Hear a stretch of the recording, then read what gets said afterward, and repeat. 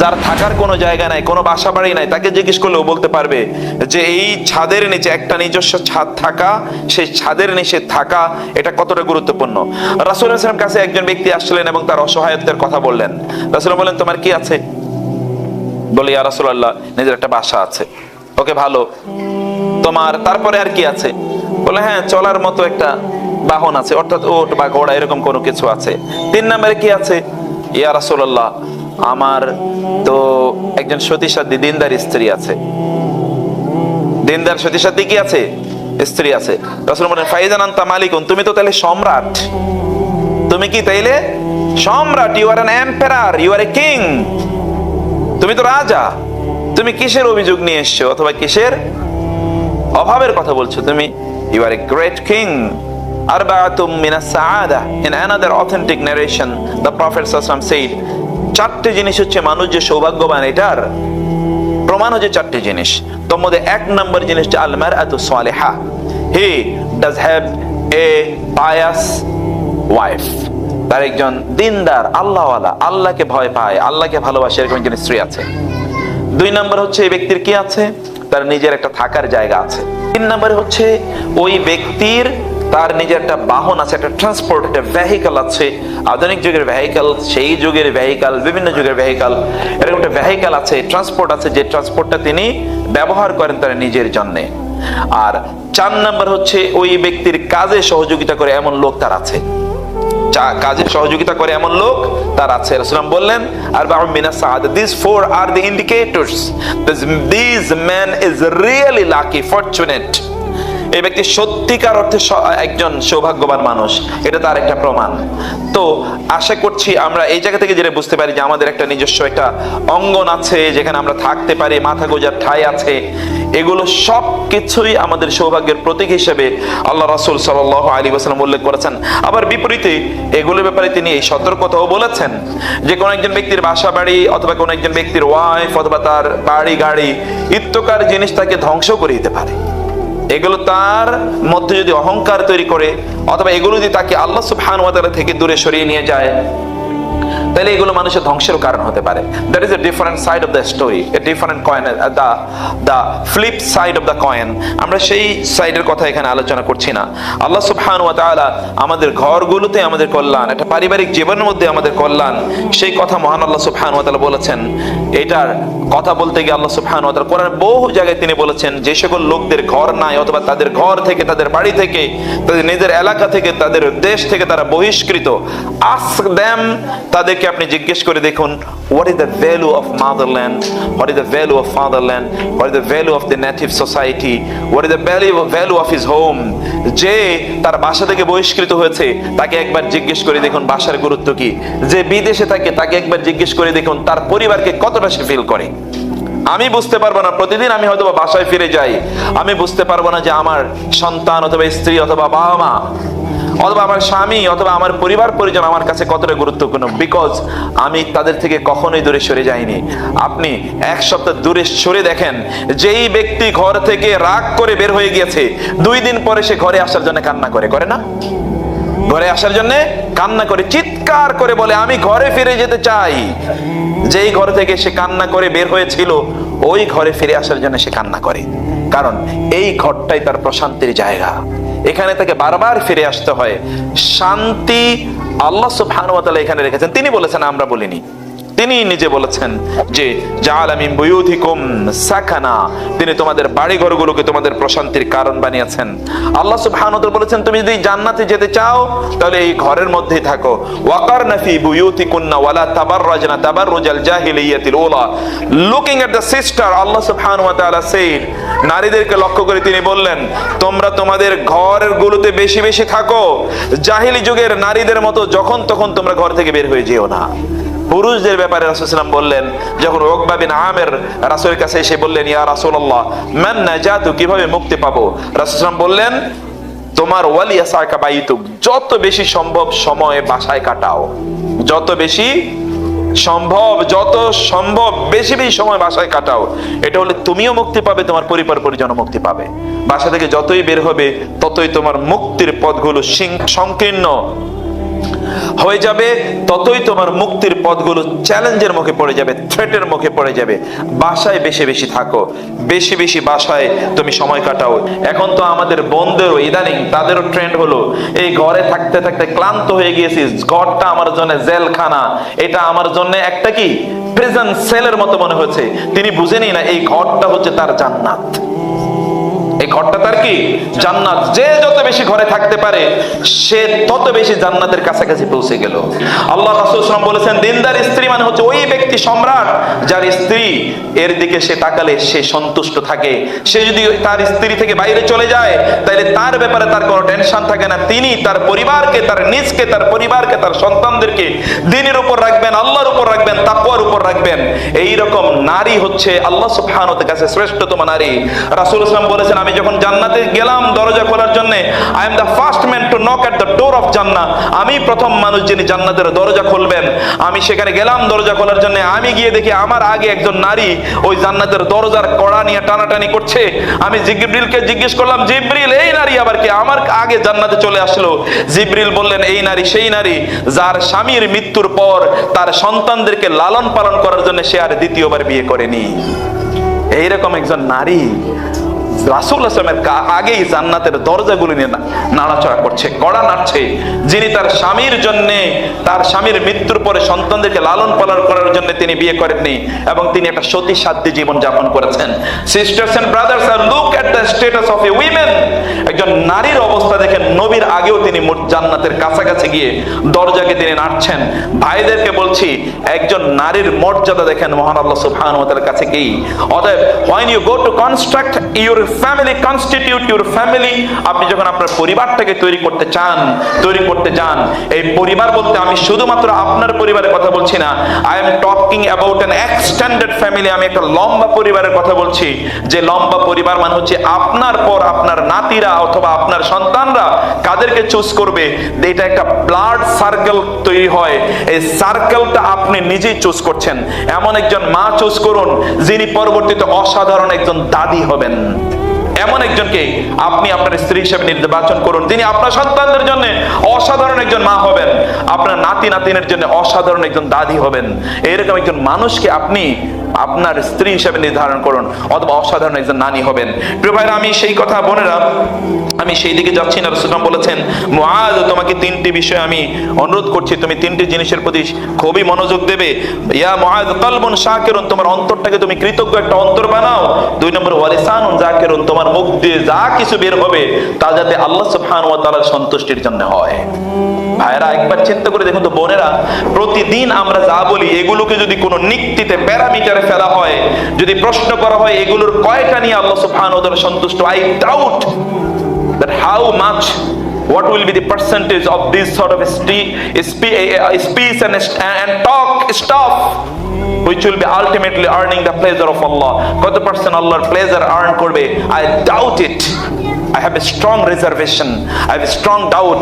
আমাদের এমন তৈরি করা দরকার, এমন মানুষের তৈরি হওয়া দরকার যার অধিকাংশ কথাগুলোই দ্বীনের কথা, যার অধিকাংশ কথাগুলোই আল্লাহর কথা, যার অধিকাংশ কথাগুলোই ভালো কথা, যার অধিকাংশ কথাগুলোই আল্লাহ সুবহানাহু ওয়া তাআলা সন্তুষ্টির কথা। এমন কথা আমাদের মুখ থেকে তৈরি হোক। নাইলে আমার ভয় হয়, যিনি আপনাকে এই মুখ দিয়েছেন, কথা বলার ক্ষমতা দিয়েছেন, কবে যেন এই কথা বলার ক্ষমতাটাকে তিনি কেড়ে নিয়ে যান, কবে যেন তিনি আপনাকে কথা বলার আর ক্ষমতাই না দেন। সেই জন্য প্রথম যে কাজটি আমাদের করতে হবে সেটি হচ্ছে যে আমি বললাম উত্তম একজন স্ত্রী করা। মুআজকে রাসূল সাল্লাল্লাহু আলাইহি ওয়াসাল্লাম তিনটি উপদেশ দিয়েছেন, তার মধ্যে 3 নম্বর স্ত্রী, ওয়াজাউজাতুন সালিহাতুন তুরিদুকা আলা আমরি দীনিকা ওয়া দুনিয়াকা খায়রুম মাক্তানাজান নাস। আজ তোমাকে বলছি এমন একজন স্ত্রী গ্রহণ করো যে স্ত্রী দুনিয়া এবং আখিরাতের কাজে তোমাকে সহযোগিতা করবে। ধন সম্পদ জমা করার চেয়ে এটা তোমার জন্য অনেক অনেক বেশি উত্তম। শ্রেষ্ঠতম কোন সম্পদের নাম যদি তুমি আমার কাছে জিজ্ঞেস করতে চাও মুআজ, তাহলে এটা হচ্ছে পায়াস লেডি, পায়াস ওমেন, একজন দিনদার আল্লাহওয়ালা একজন স্ত্রী। আপনাদেরকে বলছি বোনেরা, এখানে যারা আছেন, আপনারা আপনাদেরকে আপনাদের স্বামীর জন্য শ্রেষ্ঠতম সম্পদের তৈরি করুন। তার জন্য দুনিয়া এবং আখিরাত এর চেয়ে শ্রেষ্ঠ কোনো সম্পদ নাই। ভাইয়েরা যারা আছেন এমন মানুষ নিজে আপনি তৈরি করুন। যারা বিয়ে করেছেন তারা বলবেন অলরেডি তো বিয়ে করে ফেলছি, করণীয় কি? করণীয় আছে, সেটা আমরা একটু পরে আলোচনা করছি ইনশাআল্লাহ। যাই হোক না কেন, রাসূলুল্লাহ সাল্লাল্লাহু আলাইহি ওয়াসাল্লাম আমাদেরকে জানিয়ে দিয়েছেন, তাযাওয়াজুল ওয়াদুদাল ওয়াদুদা ফাইন্নী মুকাসিরুম বিকুম আল উমামা ইয়াউমাল কিয়ামা। তোমরা এমন নারীদেরকে ভালোবাসো, এমন নারীদেরকে বিয়ে করো যারা তোমাদেরকে প্রচুর পরিমাণ ভালোবাসবেন, প্রচুর পরিমাণ সন্তান দেবেন, কারণ তোমাদের সংখ্যা নিয়ে আমি কিয়ামতের দিন আল্লাহ সুবহানাহু ওয়া তাআলার কাছে, আল্লাহ সুবহানাহু ওয়া তাআলার সামনে আমি অহংকার গর্ব প্রকাশ করব। আপনি এমন মানুষকে তৈরি, এমন মানুষকে চুজ করুন যিনি আলটিমেটলি আপনাকে আল্লাহ সুবহানাহু ওয়া তাআলা বা তার রাসূলের কাছাকাছি পৌঁছে দেবে। আল্লাহ এবং তার রাসূলের থেকে অনেক দূরে সরিয়ে নিয়ে যাবে তা নয়। আমি এই জন্য অনেকের অ্যাডভেঞ্চার আছে এরকম, এমন কোন ছেলে অথবা মেয়েরে তারা বিয়ে করতে চায়, পরে বিয়ে করার পরে তারা মুসলমান বানিয়ে নিমনি। এই সকল লোকদের অবস্থা দেখে আমি হতভাগ হয়ে যাই, তাদের স্পটটা দেখে আমি মাঝে মাঝে হতাশ হয়ে যাই, এবং এই সকল লোকদের দুরবস্থা দেখে মাঝে মাঝে আই ক্রাই রিয়েলি। কারণ এরা বুঝতে পারে না বিয়ের পরে আর কাউরে সংশোধন করা যায় না, যা করার আগেই করা লাগে। পরে আর কাউরে সংশোধন করা যায় না, পরে সংশোধন করবেন either you make or you break, either you make or you break, and in most of the cases it is broken, in most of the cases it is broken। আর কিছু হয় না, যা আছে ওইভাবে, এরপরে সবকিছু রসাতলে চলে যায়। never take this adventure, life is not an adventure। জীবন কোনো অ্যাডভেঞ্চারের নাম নয়, এটা কোনো মুভি নয় যে মুভি থিয়েটারে আপনি গেলেন নিজের মতো করে মুভি তৈরি করলেন, ব্যাপারটা কিন্তু এরকম নয়। এটা একটা নিজস্ব course of style, course of একটা স্টাইল আছে, একটা কোর্স অফ অ্যাকশন আছে, একটা কোর্স আছে, যে কোর্সে এটা চলতে থাকে অব্যাহতভাবে। সেইখান থেকে আপনাকে তৈরি করার জন্য আগ থেকে আপনাকে সিদ্ধান্ত গ্রহণ করতে হবে। প্রিয় ভাইরা, 2 নম্বর হচ্ছে আমাদের প্রত্যেকের দায়িত্ব হচ্ছে, যারা বলেছে যারা বিবাহ করেছেন, পুরুষ অথবা নারী, ইদার অফ দ্য সাইডস, দুই সাইডের কথা বলছি, আপনার কাউন্টার পার্ট অর্থাৎ আপনার স্পাউস, তাকে দিনদার আল্লাহওয়ালা বানানোর জন্য আপনাকে প্রচেষ্টা চালাতে হবে। সেটা করবেন ভাইয়েরা, তা আপনার স্ত্রীদেরকে হালাকাতে নিয়ে আসবেন, ইসলামিক সেশনগুলোতে নিয়ে যাবেন, মার্কেটে যেরকম নিয়ে যেতে মনে চায়, চাইনিজ হোটেলে যেরকম নিয়ে যেতে মনে চায়, বিভিন্ন জায়গায় যেমন ঘুরতে মনে চায়, তার চেয়ে অনেক বেশি প্রায়োরিটি দিন ইসলামী হালাকাগুলোতে। এদেরকে বেশি বেশি নিয়ে আসুন সাইড বাই সাইড। যে যখন মুসলমানদের হালাকাগুলোতে নারী এবং পুরুষের সংখ্যা সমান হবে, অথবা প্রপোর্শনেটলি নারী বেশি হওয়ার কারণে তাদের সংখ্যা বেশি হবে, তখনই বুঝবেন ওই সমাজ ঠিক আছে, অথবা ওই সমাজ তার নিজস্ব কোর্সের উপরে আছে, অথবা ওই সমাজ ডিভাইন গাইডেন্সের উপর আছে। যদি দেখেন পুরুষদের সংখ্যা বেশি, নারীদের সংখ্যা কমে গিয়েছে ইসলামী জালসাগুলোতে, হালাকাগুলোতে, আর নারীদেরকে দেখবেন বিভিন্ন সিনেমা, নাটক অথবা বিদেশি বিভিন্ন ধরনের সিরিয়াল নিয়ে ব্যস্ত আছে, তাহলে বুঝবেন ওই সমাজ ইজ ড্যামেজড। এটা রিকভারি আল্লাহ সুবহানাহু ওয়া তাআলা ছাড়া আর কেউ জানেন না। এবং এতটা দ্রুত গতিতে এগুলোর পতন হবে, যেইখানে আপনার ভাবনার চেয়েও পতনের গতি অনেক অনেক বেশি হবে। 10 বছর আগের বাংলাদেশের সোসাইটির 10 বছর পরে এতটা অধপতন হবে, কমপক্ষে আমি ভাবিনি, আপনারা ভাবতে পারেন কমপক্ষে আমি ভাবিনি। আগামী 10 বছর পরে কোথায় গিয়ে পৌঁছবে এটা আপনারা এবং আমরা এখনো ভাবতেই পারি না কোথায় গিয়ে পৌঁছবে। ইফ দিস ট্রেন্ড কন্টিনিউজ, যদি এটা চলতেই থাকে, এজন্য আপনারা যারা আছেন, যারা ইসলামিক্যালি এলিট, ফাইন্যান্সিয়াল এলিটরা আমার কাছে ধন, আমি তাদের কাছে নস্যি, তারা আমার কাছে কোনো গুরুত্বই রাখে না, but you are important to me. আপনারা আমার কাছে গুরুত্বপূর্ণ, because you are elite in the eyes of Allah. আল্লাহর দৃষ্টিতে আপনারাই রিয়েল এলিট। আপনাদেরকে will have to take the lead, আপনাদেরকে সেই নেতৃত্বের ভূমিকা নিতে হবে। আপনারা এগিয়ে নিয়ে আসুন, আপনারা স্টাইল তৈরি করুন, আপনারা কালচার তৈরি করুন, আপনারা এরকম হালাকাগুলো তৈরি করুন। আমি শেষের দিকে গিয়ে সেই কথা বলবো যে পরিবারগুলোকে কিভাবে একটা ইসলামিক ইউনিভার্সিটি বানানো যায়। প্রত্যেকটা পরিবার একটা ইসলামিক ইউনিভার্সিটি হবে, প্রত্যেকটা পরিবার একটা ব্লুমফিল্ড ইসলামিক স্কুল হবে। সেইভাবে আমাদের পরিবারগুলোকে বিনির্মাণ করতে হবে। এই ব্লুমফিল্ড 2-4টা স্কুল দিয়ে পৃথিবীকে পরিবর্তন করা যাবে না, unless or until every house becomes an Islamic university or every house becomes an Islamic Bloomfield school. এটা করার জন্য মায়েরা যারা বাম পাশে আছেন, যারা বাবারা ডান পাশে আছেন, আপনাদেরকে গুরুত্বপূর্ণ ভূমিকা নিতে হবে। এই জন্য আমাদের স্ত্রীদেরকে অথবা আমাদের সন্তানদেরকে, তাদেরকে নির্মাণ করার জন্য অবশ্যই আমাদেরকে কাজ করতে হবে। প্রথমত কাজ, সালাতগুলো একসাথে আদায় করুন। আপনার ঘরটাকে কবর বানাবেন না। মসজিদে গিয়ে আপনি ফরজ সালাতগুলো আদায় করুন, সুন্নাহগুলো, নফলগুলো আপনি আপনার বাসায় আপনার সন্তানদেরকে, আপনার পরিবারকে, আপনার স্ত্রীকে, আপনার স্বামীকে নিয়ে একসাথে আদায় করুন। Make it an environment. যদি জান্নাতে একসাথে থাকতে চান তাহলে দুনিয়ায় একসাথে আল্লাহ সুবহানাহু ওয়া তাআলার সামনে সালাতে দাঁড়িয়ে যান। আর নাইলে এটা একটা ডিফিকাল্ট এক্সপেকটেশন, ড্রিম হবে যে আপনি দুনিয়াতে একসাথে আল্লাহর আনুগত্যে দাঁড়িয়ে থাকলেন না, আর আল্লাহ সুবহানাহু ওয়া তাআলার নেয়ামতগুলো জান্নাতে একসাথে ভোগ করবেন। আই রিয়েলি ডাউট ইট। সত্যিকার ভাবে বলছি, আমার এটা সন্দেহ লাগে। একসাথে বসে কোরআন তেলাওয়াত করতে পারলেন না, জান্নাতে একসাথে বসে আলা সুরুরিন মুতাকাবিলিন, তারা এক পাশে খাটে অথবা তারা সোফায় সামনাসামনি বসবে আর সেখানে চা খাবে, বারবিকিউ খাবে, অথবা তারা বিভিন্ন ধরনের অসাধারণ ফলগুলো তাদের সামনে উপস্থাপন করা হবে। শত শত পরিচারক পরিচারিকারা তারা বিভিন্ন ধরনের জুস নিয়ে আসবে এবং বলবে, ম্যাম, স্যার, একটু খান, আপনাদের জন্য এগুলো নিয়ে এসেছি। It never happen. সেই জন্য আখিরাতে যদি সেটা চান, সে প্রিভিলেজ এন্ড অনার, ডিগনিটি যদি অর্জন করতে চান, আখিরাতে যদি এলিট হতে হয়, তাহলে দুনিয়াতে একটা ইসলামিক এলিটিক লাইফস্টাইল আপনাকে অবশ্যই মেনটেন করতে হবে। ইসলামিক একটা এলিট লাইফস্টাইল আপনাকে মেনটেন করতে হবে। সালাত একসাথে আদায় করা, তাহাজ্জুদ একসাথে আদায় করা, কোরআন একসাথে তেলাওয়াত করা, ইসলামিক হালাকাগুলো একসাথে করা, জিকির আজকারগুলো একসাথে করা, এই সকল কাজগুলো আমাদেরকে করা দরকার। দান সাদাকার জন্য উদ্বুদ্ধ করা দরকার। তুলনামূলক পুরুষদের চেয়ে নারীরা একটু ক্লোজ ফিস্টেড হয়। সিস্টার্স, ডোন্ট টেক মি রং।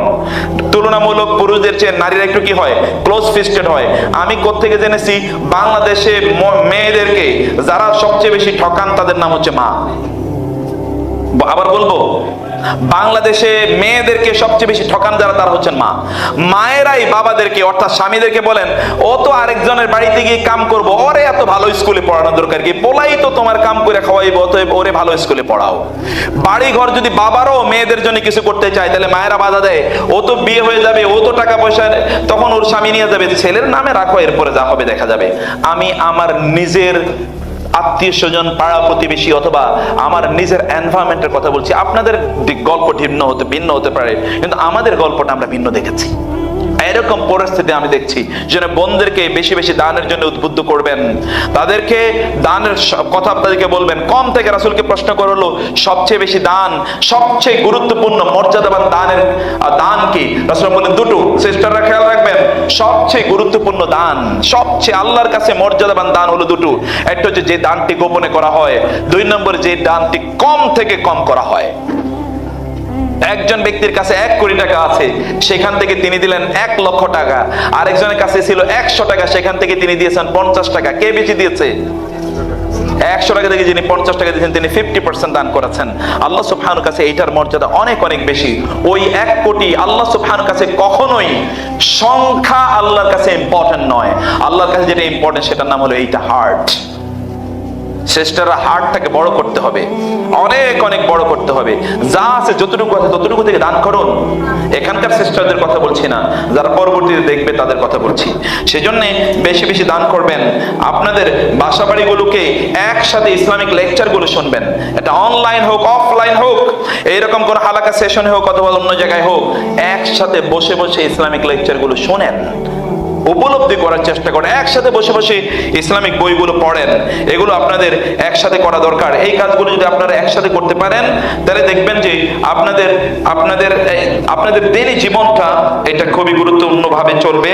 আপনাদের দিনই জীবনটার মধ্যে আপনারা দেখতে পাবেন যে সেখানে কি পরিমাণ অসাধারণ মর্যাদা ইত্যাদি তৈরি হবে। তারপরে যে কথাটি বলছি তা হচ্ছে যে অবশ্যই আপনাদের সন্তানদের জন্য অথবা আপনাদের স্ত্রী এবং স্বামীদের জন্য এমন বন্ধু নির্বাচন করুন, যে বন্ধুরা তাদেরকে দ্বীনি কাজে সহযোগিতা করবে। এটা আপনাদের দায়িত্ব, আমাদের দায়িত্ব। আপনার স্ত্রীকে আপনি কেমন বান্ধবী উপহার দিয়েছেন? তার তো আগের যুগের বান্ধবী আছে যারা অধিকাংশই কি অর্ধ উলঙ্গ থাকে। আপনি তার সাথে তাকে ট্যাগ করে রাখবেন এখনো? তাহলে আপনি কি করলেন? আপনি কি এরকম বান্ধবী তার জন্য জোগাড় করে দিতে পারলেন না? আপনার স্বামীরা তো এখন ওই রকম লোকদের সাথে চলে, তাহলে আপনি কি করলেন? এরকম ভালো লোকদের সন্ধান কি তাকে দিতে পারলেন না? আপনার সন্তানদের বন্ধু অথবা বান্ধবীরা এখনো তাদের দ্বীনি লাইফস্টাইল তারা মেনটেন করে না। How long they should remain connected with them. সেই ব্যাপারে আপনার ইন্টারফেয়ারেন্স, আপনার কন্ট্রিবিউশন কি? আপনি সেখানে কি করতে চান? আপনি সেখানে কতটুকু করতে চান? আপনার সেখানে দায়িত্ব কি? সেই দায়িত্বটা নিশ্চয়ই আপনাকে পালন করতে হবে। সেই জায়গাগুলো আমাদের অবশ্যই বুঝতে হবে। আমরা সেই জন্য যে কথা বলছিলাম যে তাদেরকে ক্ষতি থেকে বাঁচানোর জন্য যেমনি ভাবে, বা স্ত্রীদেরকে ক্ষতি থেকে বাঁচানোর জন্য যেভাবে আমরা কাজ করি, তেমনি ভাবে তাদের নির্মাণের জন্য আমাদেরকে কাজ করতে হবে। আপনার বাড়িটাকে আল্লাহ সুবহানাহু ওয়া তাআলার জিকিরের একটা জায়গা বানান। ভাইরা বোনেরা, আল্লাহর জিকিরের স্থান আপনার বাড়ি ঘরগুলোকে বানান, যেখানে মহান আল্লাহ সুবহানাহু ওয়া তাআলা জিকির হবে, যেখানে কোরআন তেলাওয়াত হবে, যেখানে আল্লাহ সুবহানাহু ওয়া তাআলার নাম উচ্চারণ হবে, যেখানে ইসলামী হালাকা তৈরি হবে। আমি এই জন্য আবার বলছি যে বাসা বাড়িগুলোতে হালাকা তৈরি করুন, সেখানে মানুষকে দাওয়াত দেন, অন্যদিকে আলেম ওলামাদেরকে সেখানে দাওয়াত দেন, সেখানে আপনার প্রতিবেশী যারা আছে তাদেরকে ডাকুন, তাদের কাছ থেকে কিছু কথা শুনুন এবং তাদেরকে কিছু কথাবার্তা বলুন। যদি আপনি চান যে আপনার ঘরটি ফেরেশতারা সব সময় এটাকে পরিবেষ্টন করে রাখুক, আপনি জানেন যে ইসলামী হালাকা যখন তৈরি হয় তখন সেখানে ফেরেশতারা কি করে? চারিদিক থেকে পরিবেষ্টন করে রাখে, সেখানে প্রশান্তি নাজিল হতে থাকে, সেখানে রহমত নাজিল হতে থাকে, শয়তানগুলো সেখান থেকে দূরে পালিয়ে চলে যায়। যদি আপনি চান আপনার ঘরটা এরকম হোক, তাহলে সেখানে হালাকা তৈরি করুন, ইসলামী আলোচনার অনুষ্ঠান করুন, নিজেদের সন্তানদেরকে নিয়ে করুন, অন্যদেরকে নিয়ে করুন। এটা আপনাকে করতে হবে। আপনি কার জন্য এগুলো নির্মাণ করছেন? কার জন্য এগুলো করছেন? এই আপনার সন্তানকে যদি আপনি ভালোবাসেন, তাহলে রিয়েল ভালোবাসা হচ্ছে এটা। রাসূলুল্লাহ বলেছেন, মাসালুল বাইতিল্লাযী ইউযকারু ফীহি রাব, যেই বাড়িতে আল্লাহ সুবহানাহু ওয়া তাআলার নাম উচ্চারণ করা হয়, সেই বাড়িটির উদাহরণ হচ্ছে কামাসালিল হাইয়্যি ওয়াল মাইয়্যিত। ভালো করে খেয়াল করবেন, যেই বাড়িতে আল্লাহ সুবহানাহু ওয়া তাআলা জিকির হয়, ওই বাড়িটি একটি সজীব এবং একটা প্রাণবন্ত বাড়ি। আর যেই বাড়িতে আল্লাহর জিকির হয় না, শুধু নাচ গান বাদ্য শুধুমাত্র ওই বাড়ি থেকে বের হয়, তাইলে বুঝতে হবে এটা একটা মৃত হাউস, মৃত। and the people living there are also dead। সেখানে যে সকল লোকেরা তারা বেঁচে আছে, ওই সকল লোকেরা তারাও আসলে মৃত। আমি কিন্তু সব সময় ফিজিক্যাল জীবিত এবং ফিজিক্যাল মৃতর কথা বলি না। in most of the cases whenever we refer to life, we refer to your spiritual life। আমরা যখন জীবনের কথা বলি, তখন আমরা আধ্যাত্মিক জীবনের কথা বলি। আপনার আত্মাটা বেঁচে আছে কিনা সেই সকল জীবনের কথা বলি, এই শারীরিক জীবনের কথা বলি না। প্রিয় ভাইয়েরা বোনেরা, সেই জন্য আপনার বাড়ি থেকে যদি এখনো গানের যদি আওয়াজ বেশি আসে, এখনো যদি সিনেমা থেকে ওই কোনো অশ্লীল কোনো বাদ্যযন্ত্র বেজে ওঠে, এখনো যদি আপনার টেলিভিশন থেকে এখনো ওই আওয়াজ আসে যে সেখানে কোনো নারী গান গাচ্ছে এবং তার আওয়াজ বাইরে পৌঁছে যাচ্ছে, এখনো যদি সেখানে অশ্লীল কোনো কাজ চলে, তাহলে নিশ্চিত থাকুন the house is already dead. এটা শয়তানের বাসায় পরিণত হয়েছে। এই বাসা আপনার না, আপনি শয়তানের বাসায় কিছুদিন থাকছেন, এবং যখনই আপনি চলে যাবেন তখন ওই শয়তানি এটা আসলে দখল করবে। আসলে ওই সব 24 ঘন্টা মাঝে মাঝে গিয়ে আপনি ওইখানে রেস্ট নেন। কারণ আপনি যদি চান যে আপনার বাসাটা শয়তানের হাউসে পরিণত হোক, তাহলে দ্যাট ইজ, এবং এই জন্য আমি বলি সাধারণত যে আপনার বাসায় টেলিভিশন দরকার না। এখন টেলিভিশন মোবাইলের মধ্যে পাওয়া যায়, নাকি বলেন? আপনি টেলিভিশন দিয়ে কি করবেন? নর্তকীদের নাচ দেখবেন যদি বলেন, অথবা জাহান্নামীদের গান শুনবেন, তাহলে শোনেন, দ্যাট ইজ ইউর চয়েস। কিন্তু এটা কোনো মুসলমানের চয়েস হতে পারে না। 4 নম্বর যে পয়েন্ট, জাআলু বুয়ুতাকুম কিবলা, আপনার বাড়িটাকে কিবলা বানান। বাড়িটা কিবলা মানে কি? বাড়িটাকে মসজিদ বানান। রাসূলুল্লাহ সাল্লাল্লাহু আলাইহি ওয়াসাল্লাম বলেছেন যে তোমরা তোমাদের বাড়িঘরগুলোকে কবর বানিও না। রাসূলুল্লাহ বলেছেন উমিরু আন ইয়াত্তাখিযুহা মাসাজিদা। যে ইবনে আব্বাস রাদিয়াল্লাহু তাআলা আনহু কোরআনের ওই আয়াতের ব্যাখ্যায় বললেন, ওয়াহাইনা ইলা মূসা ওয়া আখিহি আন তাবাওয়া লিকাওমিকুমা মিসরা বুয়ুতান ওয়া জাআলু বুয়ুতাকুম কিবলা। আল্লাহ সুবহানাহু ওয়া তাআলা মূসা আলাইহিস সালামকে নির্দেশ প্রদান করলেন, তোমরা তোমাদের বাড়িঘরগুলোকে কিবলা বানাও। এই আয়াতের ব্যাখ্যায় ইবনে কাসির রাহমাতুল্লাহ উল্লেখ করেছেন, আব্দুল্লাহ ইবনে আব্বাস বলেছেন, ইজআলু ইত্তাখাযু মিন বুয়ুতিকুম মাসজিদা, তোমাদের ঘরগুলোকে মসজিদ বানাও। তোমাদের ঘরগুলোকে কি করো? মসজিদ বানাও। ঘরগুলোকে মসজিদ বানাও মানে কি? ঘরে তোমরা নামাজ আদায় করো। মহিলারা তো ঘরে আদায় করবেন, এই পুরুষরা কি করবেন? ঘরে নামাজ আদায় করবেন। এখন অনেকে এটাকে এমন ভাবে নিয়েছে ঘরেই শুধু নামাজ পড়ে। নামাজ পড়ে কি? শুধু ঘরে নামাজ পড়ে। এটা ফরজ নয়, সুন্নাহ নফল এর কথা বলছি। সেগুলো ঘরে পড়বেন। ঘরে পড়লে কি হবে? বাচ্চারা দেখবে, স্ত্রী দেখবে, পরিবারের অন্যান্য সদস্যরা দেখবে, তাদের সাথে এক ধরনের সিমেট্রি তৈরি হবে, তাদের একটা স্পিরিচুয়াল কানেকশন তৈরি হবে। তাদেরকে নিয়ে পড়বেন, একসাথে কিছু আলোচনা করবেন। এইভাবে ঘরটাকে ভাইব্রেন্ট রাখা। রাসূলুল্লাহ সাল্লাল্লাহু আলাইহি ওয়াসাল্লাম তিনি তার ঘরে সকল এই নফল সালাগুলো রাসূলুল্লাহ সাল্লাল্লাহু আলাইহি ওয়াসাল্লাম আদায় করতেন। সহিহ হাদিসে এসে রাসূলুল্লাহ সাল্লাল্লাহু আলাইহি ওয়াসাল্লাম একটা কিসসা, খুবই গুরুত্বপূর্ণ ঘটনা, সেটা হচ্ছে মাহমুদ বিন আর রবি আল আনসারী রাদিয়াল্লাহু তাআলা আনহু তিনি বললেন যে আতবান বিন মালিক নামক একজন সাহাবী তিনি রাসূলুল্লাহ সাল্লাল্লাহু আলাইহি ওয়াসাল্লামের কাছে আসলেন। তিনি বদরি সাহাবী, এবং আপনারা জানেন রাসূলুল্লাহ সাল্লাল্লাহু আলাইহি ওয়াসাল্লাম বদরি সাহাবীদের মর্যাদাটা কি, তিনি বললেন যে জিবরিল আলাইহিস সালাতু ওয়াস সালাম আমার কাছে আসলেন এবং বললেন, ইয়া রাসূলুল্লাহ, বদরি সাহাবীদেরকে আপনারা কি মনে করেন? তিনি বললেন they are the best stock among us, তারা হচ্ছে আমাদের মধ্যে শ্রেষ্ঠ। রাসূলুল্লাহ সাল্লাল্লাহু আলাইহি ওয়াসাল্লাম এর কাছে জিবরিল এসে বললেন, সাহাবীদের মধ্যে যারা বদর যুদ্ধে অংশগ্রহণ করেছে তাদেরকে আপনারা কেমন দৃষ্টিতে দেখেন? বলে তারা তো they are the best among us, we consider them to be the best. জিবরিল বলেন, ইয়া রাসূলুল্লাহ, ফেরেশতাদের মধ্যেও যারা বদর যুদ্ধে অংশগ্রহণ করেছে আমরাও তাদেরকে শ্রেষ্ঠতম ফেরেশতা হিসেবে জানি। This is the importance of the people participate in the battle of Badr. বদরের যুদ্ধে যারা অংশগ্রহণ করেছিল তাদের মর্যাদা আল্লাহর কাছে এইরকম।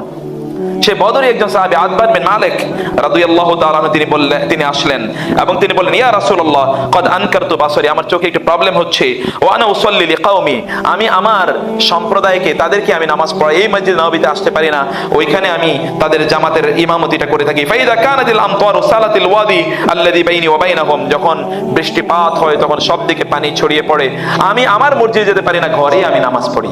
ইয়া রাসূলুল্লাহ, আপনাকে আমি একটু অনুরোধ করি, আমার ঘরে একটু আসেন, একটা জায়গায় আপনি নামাজ পড়েন, যেই জায়গাটাতে আপনি নামাজ পড়বেন ওই জায়গাটাতে আমি পরবর্তীতে আমার নামাজটা পড়ব। ওই জায়গাটাতে একটা প্রিভিলেজ, এটা একটা প্রিভিলেজ। এই প্রিভিলেজ আর আপনি রাসূলকে পাবেনও না, তাকে গিয়ে অনুরোধ করতে পারবেন, ইয়া রাসূলুল্লাহ, come please to my house, এবং সেখানে 2 রাকাত নামাজ পড়েন, আমি এরপর থেকে ওই জায়গায় নামাজ পড়ব। এটা আপনি রাসূলকে করতে পারবেন না, কিন্তু একজন দিনদার আল্লাহওয়ালা মানুষকে তো বলতে পারেন, কাম টু মাই হাউস, এবং সেখানে আপনি একটু আসেন না, 2 রাকাত সালাত একটু আপনি আদায় করেন না, অথবা তাকে ডাকুন, কোন একটা সময় তাইনি সেখানে সালাত আদায় করবে, এমন একটা কথা আপনি করুন যেমন অবশ্যই তোমার বাসায় আমি যাব। এবং তিনি সেখানে গেলেন, আবু বকর ওমর তার সাথে ছিল, 2 রাকাত নামাজ রাসূল সাল্লাল্লাহু আলাইহি ওয়াসাল্লাম সেখানে আদায় করলেন। ওই জায়গাটাতে আতবান বিন মালিক পরবর্তীতে সব সময় তিনি সালাত আদায় করতেন। আমি এই জায়গা থেকে যা আপনাদেরকে বোঝাতে চাই তা হলো, বিশেষ করে বেশি বেশি বাসায় সালাত আদায় করবেন, প্লিজ বাসায় বেশি বেশি সালাত আদায় করবেন, নফল সালাতগুলো আদায় করবেন। 5 নম্বর যে বিষয় তা হচ্ছে পরিবারের সদস্যদেরকে দ্বীনি তারবিয়ত, ঈমানি তারবিয়ত তাদেরকে দিতে হবে। পরিবারের সদস্যদেরকে কি দিতে হবে? ঈমানি তারবিয়ত, ঈমানি আলোচনা করুন বাসায়। সন্তানদেরকে নিয়ে ডাইনিং টেবিলে আপনার আলোচনার বিষয় কি হয়? তরকারি আজকে কেমন হলো? কেন বলতে পারেন না যে আল্লাহর প্রতি আজকে তোমার ভালোবাসা কেমন হয়েছে, কতটুকু বেড়েছে? এই আলোচনা কি হতে পারে না? কেন ডাইনিং টেবিলের আইটেম এটা হতে পারে না? ডাইনিং টেবিলের অধিকাংশ ডাইনিং টেবিলের আইটেম হলো ভাবি কি করেছে, আপা কি করেছে, খালা কি করেছে, মামু কি করেছে, চাচা কি করেছে, ইত্তকার ডাইনিং টেবিলের আইটেম। মনে হচ্ছে যেন ভাত না খেয়ে ওগুলো খায় লোকেরা, এমন একটা ক্যারেক্টার। মনে হচ্ছে যেন তারা এটাই খাবার, এটা না খাইলে অধিকাংশ বাঙালির খাবারই হজম হয় না। 2 সাইডটা কথা যদি কারো বিরুদ্ধে না বলে অধিকাংশ মানুষের খাবারই হজম হয় না। আপনি ওই ক্যাটাগরির হবেন না। আপনার ডাইনিং টেবিলে রাসূলের মতো কথা হোক, ইয়া গোলাম, হে বৎস, যখন তুমি খাবে সাম্মিল্লাহ, আল্লাহর নাম বলে খাও। তুমি ওয়াকুল মিম্মা ইয়ালিক, ওয়াকুল বিয়ামিনিক, ডান হাত দিয়ে খাও, ওয়াকুল মিম্মা ইয়ালিক, তোমার সামনে থেকে খাও। আল্লাহর রাসূল সাল্লাল্লাহু আলাইহি ওয়াসাল্লাম কিভাবে ডাইনিং টেবিলেও ডাইনিং এটিকেট শিখিয়েছেন, দিনের প্রচার করেছেন, আমাদের ডাইনিং টেবিলগুলোতে এই আইটেম হোক। আমি অন্য সময় আপনাদের এখানে বলেছিলাম, একজন ইউনিভার্সিটির প্রফেসর, আমি এখন যেখানে আছি ইউনিভার্সিটির ভাইস চ্যান্সেলর, তিনি বলেছিলেন আমাকে, তার সন্তানদেরকে নিয়ে প্রতিদিন তিনি একটা সিস্টেম করেছিলেন। তিনি তার সন্তানদেরকে নিয়ে সবাইকে নিয়ে খেতে বসতেন, এশার পরে তিনি তাদেরকে নিয়ে খেতে বসতেন, রাতের খাবার খেতে বসতেন, এবং তিনি তাদেরকে বলতেন যে কোরআন ধরো, এবং খাওয়ার শুরুতেই তারা এক পৃষ্ঠা, এই পৃষ্ঠা ওই পৃষ্ঠা যেটাকে বলে, এইভাবে ধরতেন, ধরলে তো এইদিকে একটা পৃষ্ঠা ওইদিকে একটা পৃষ্ঠা, মানে এক পাতা যদি আমরা বলি, এই এক পাতা পড়তেন শুধু কোরআনের অনুবাদ। বললেন যে 1.5 বছরে গোটা কোরআন আমাদের পরিবারের সকলের জানা হয়ে গেছে। কি অসাধারণ কাহিনী আমি শিখেছি তার কাছ থেকে। এটা করতে পারেন আপনি, কেন আমি করব না? আমার ডাইনিং টেবিলে কেন এরকম আইটেম থাকবে না? এটা হচ্ছে food for your body, food for your heart. আপনার শরীরের জন্য যেমন খাবার দরকার, আপনার আত্মার জন্যও তো খাবার দরকার। সেই খাবারটা আপনি এখান থেকে সংগ্রহ করুন, সেই খাবারটা আমাদের এখান থেকে নেওয়া দরকার। রাসূল সাল্লাল্লাহু আলাইহি ওয়াসাল্লাম বলেছেন, আল্লাহ সুবহানাহু ওয়া তাআলা সেই পুরুষের উপর রহম করুন যিনি তাহাজ্জুদে নামাজে উঠেছেন, তার স্ত্রী ওঠে না, তার মুখে একটু পানি ছিটিয়ে দিল, দুইজন দাঁড়িয়ে দাঁড়িয়ে একসাথে সালাত আদায় করেছে। আল্লাহ সুবহানাহু ওয়া তাআলা এদেরকে দেখে অসাধারণ খুশি হন। রাসূল বললেন, ওই নারীর উপর আল্লাহ রহম করুন যিনি রাতে তাহাজ্জুদ সালাত আদায় করছেন, স্বামী ওঠে না, তার মুখে একটু পানি ছিটিয়ে দিলেন, এবার দুজন একসাথে সালাত আদায় করে। মেক ইউর হাউস হেভেন, আপনার বাসাটাকে জান্নাত বানান। দুনিয়ায় বাসা জান্নাত না বানাতে পারলে আখিরাতের বাসা কি হবে আমি জানি না। Nobody knows what will happen to him or her. তার কি হবে আল্লাহ সুবহানাহু ওয়া তাআলা জানেন। সেজন্য বলছি প্রিয় ভাইরা বোনেরা, 6 নম্বর যে গুরুত্বপূর্ণ পয়েন্ট তা হলো আপনার বাসাটা spiritual cultivation of the house. Spiritual cultivation, তার জন্য আপনার বাসাটাতে আপনি জিকির আজকারগুলো করুন। আপনার সন্তান যখন বাসায় ঢুকে তখন সে কি বলে ঢুকে? আপনি কি জিজ্ঞেস করেছেন বাসায় ঢুকে, চেহারা কেন তোমার চেহারা কালো, ময়লা লাগাইলা কেন, জামা এরকম দেখা যায় কেন? তা জিজ্ঞেস করার আগে কি একবারও জিজ্ঞেস করতে পারে না? ডান পা দিয়ে কি তুমি বাসায় ঢুকলে বিসমিল্লাহ বলে কি তুমি বাসায় ঢুকলে? আসসালামু আলাইকুম তুমি কি বললে? এই এটিকেট কে শেখাবে? আপনি শেখাবেন না তো আরেকজনে শেখাবে, ভাড়াটিয়া লোক শেখাবে। আপনি যদি এটা না শেখান, শয়তান কিন্তু অন্য কিছু শেখানোর জন্য আছে। এই জন্য ওসমান রাদিয়াল্লাহু তাআলা বলেছেন, তোমাদের সন্তানগুলোর ব্রেন গুলোকে ভালো জিনিস দিয়ে পূর্ণ করে দাও, আর নাইলে শয়তানি দিয়ে ওদের ব্রেন গুলো পূর্ণ হয়ে যাবে। তোমরা তোমাদের সন্তানগুলোর ব্রেন গুলো ভালো জিনিস দিয়ে, ভালো স্টাফ দিয়ে পূর্ণ করো, নাহলে শয়তানি দিয়ে ওদের ব্রেন গুলো, স্টাফ গুলো পূর্ণ হয়ে যাবে। এইটাও একটা মেমোরি, এইটাও এক ধরনের রিজার্ভার, এটা একটা হার্ড ডিস্ক। এখানেও ওইভাবে আইটেম গুলো কি কি আপনি এখানে জমা রাখছেন, স্টোর করছেন, তা আপনাকে নিশ্চিত করতে হবে। সেজন্য বলছি যে যখন ও টয়লেটে যায়, আপনি শুধুমাত্র জিজ্ঞেস করেন, সাবান দিয়ে কি হাত ধুইয়া বাইর হইছো, পা কি ধুয়ে বের হয়েছে? কেন জিজ্ঞেস করতে পারেন না ওকে দোয়া পড়ে বের হলো কিনা, দোয়া করে ও ভিতরে ঢুকলো কিনা? এটা কে জিজ্ঞেস করবে? এটা আপনি মা, আপনি বাবা, আপনি জিজ্ঞেস করবেন না তো কে জিজ্ঞেস করবে? আপনি শেখান না তো কে শেখাবে? অন্য লোক তাকে শেখাবে? কোনোদিনই তো শেখাবে না।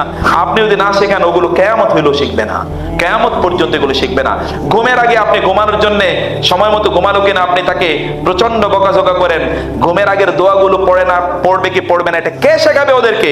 কেন পড়লো না এটা আপনি কেন নিশ্চিত করেন না? গাড়িতে ওঠার পর আপনি গাড়ি যাতে ময়লা না করে সেটা নিয়ে ব্যস্ত, গাড়ির দোয়া কে শেখাবে ওকে? গাড়ির দোয়া কেন পড়লো না এটা কে তাকে জানাবে? খাবারের আগে হাত ধুইলো না এটা নিয়ে আপনি পেরেশানি। খাবারের আগে ও যে দোয়া পড়তে হবে, দোয়া তাকে কে শেখালো?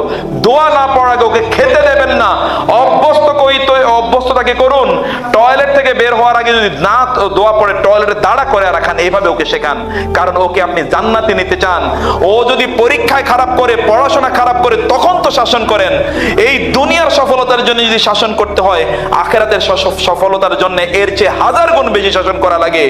আখিরাতে যাওয়ার জন্য প্রয়োজনে শিকল দিয়ে বেঁধে টেনে নিয়ে যান আখিরাতে জান্নাতে। এই দুনিয়ার কল্যাণ মূল কল্যাণ নয়।